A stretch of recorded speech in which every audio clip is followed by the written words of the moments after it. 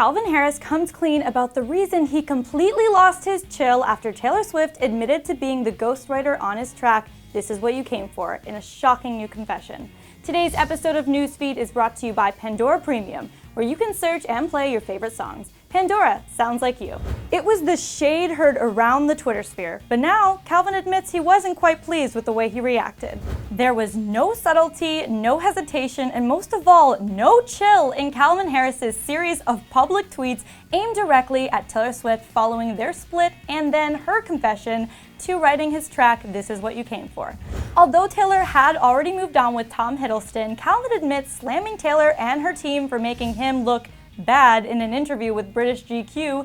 Calvin revealed he regrets publicly slamming her, saying, quote, "It was completely the wrong instinct. I was protecting what I see as one talent in the world being belittled. It felt like things were piling on top of me, and that was when I snapped." He then went on to say it seemed as though their breakup was more publicized than the actual relationship itself, saying, "When we were together, we were very careful for it not to be a media circus. She respected my feelings in that sense. I'm not good at being a celebrity, but when it ended, all hell broke loose. Now I see that Twitter thing as a result of me succumbing to pressure.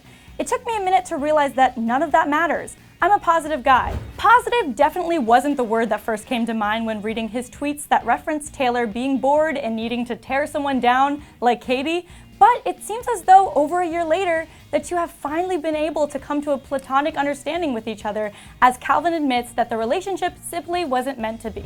He said, quote, "It's very difficult when something I consider so personal plays out very publicly. For both of us, it was the wrong situation. It clearly wasn't right, so it ended.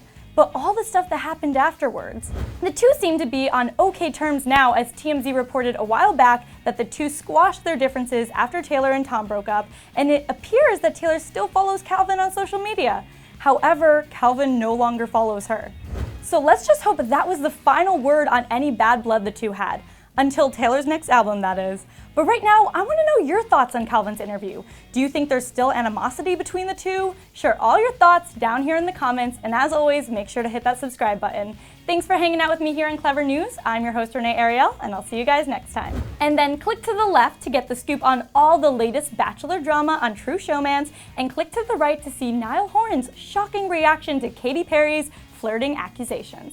Thanks again to Pandora for sponsoring this episode. Now with Pandora Premium, where personalized radio meets on-demand listening, it's the only music app you'll ever need.